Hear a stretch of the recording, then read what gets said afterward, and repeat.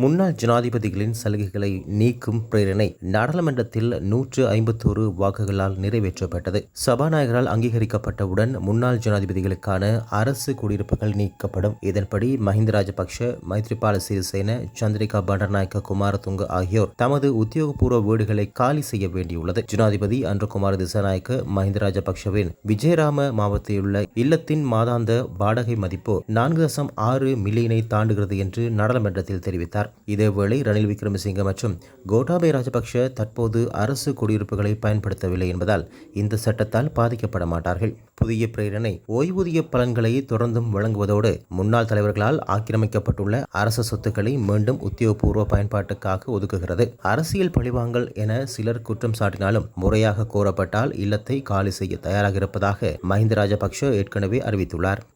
உயிரிழந்த பாதாள உலக குழு தலைவர் மஹகந்துரை மதுஷின் மனைவி தனது கணவரின் மரணம் குறித்து விசாரணை நடத்துமாறு போலீஸ் மா அதிபர் பிரியந்த விஜயசூரியவுக்கு கடிதம் ஒன்றை சமர்ப்பித்துள்ளார். ஊடகங்களுக்கு கருத்து தெரிவித்த அவர் தனது கணவர் போலீஸ் காவலில் இருந்தபோது மரணம் அடைந்ததில் சந்தேகம் இருப்பதாக தெரிவித்துள்ளார். நீதிமன்றத்தால் தண்டனை வழங்கப்பட்டு தூக்கிலிடப்பட்டிருந்தால் பரவாயில்லை, ஆனால் வீதியில் மிருகம் போல கொலை செய்யப்பட்ட சம்பவமாக இது அமைந்துள்ளது என்று அவர் சுட்டிக்காட்டியுள்ளார். இந்த சம்பவம் நடந்ததிலிருந்து 5 ஆண்டுகள் கடந்துள்ள நிலையில் தான் போலீஸ் மா அதிபரை நாடியுள்ளதாகவும் அதிகாரிகளிடம் இருந்து நீதி எதிர்பார்ப்பதாகவும் அவர் குறிப்பிட்டார். அப்போது சமூகத்தில் பெரிதும் பேசப்பட்ட சில நபர்களுடனான அவரது கணவரின் தொடர்புகள் காரணமாகவே இந்த மரணம் நிகழ்ந்ததா என்று சந்தேகமும் உள்ளதாக அவர் கூறினார். தற்போதைய அரசாங்கம் இந்த விடயத்தில் சட்டத்தை நிலைநிறுத்தும் என்று நம்புவதாகவும் மஹகந்துரை மதுஷின் மனைவி மேலும் தெரிவித்தார்.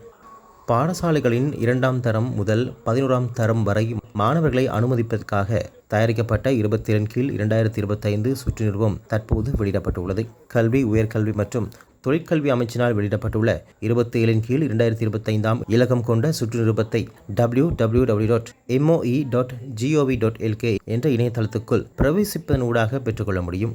யாழ்ப்பாணம் சுன்னாகம் போலீஸ் பிரிவுக்குட்பட்ட மருதனார் மடம் பகுதியில் இன்று துவிச்சக்கர வண்டி மற்றும் 4 மோட்டார் சைக்கிள்கள் ஒன்றோடு ஒன்று மோதி விபத்துக்குள்ளானதில் 5 காயமடைந்துள்ளார்கள். யாழ்ப்பாணம் காங்கேசன்துறை வீதியில் மருதனார் மடம், ஆஞ்சநேயர் ஆலயம் மற்றும் வெங்கடேஸ்வரர் ஆலயம் இரண்டுக்கும் இடைநடுவில் இன்று காலை 8 மணியளவில் குறித்த விபத்து சம்பவித்துள்ளது. முச்சக்கர வண்டி ஒன்று வீதியில் வைத்து திருப்ப முற்பட்ட போது எதிரே வந்த மோட்டார் சைக்கிள் ஒன்று குறித்த துவிச்சக்கர வண்டி மற்றும் எதிரே வந்த மோட்டார் சைக்கிள்கள் மீது மோதியதில் 4 மோட்டார் சைக்கிள்களும் ஒன்றோடு ஒன்று மோதி விபத்து சம்பவித்துள்ளதாக தெரிவிக்கப்பட்டுள்ளது. இந்த விபத்தில் 5 பேர் காயமடைந்த நிலையில் தெல்லிப்பளை ஆதார வைத்தியசாலையில் சிகிச்சைக்காக அனுமதிக்கப்பட்டுள்ளார்கள். இந்த சம்பவம் தொடர்பாக மேலதிக விசாரணைகளை சுன்னாகம் போலீசார் மேற்கொண்டு வருகின்றார்கள்.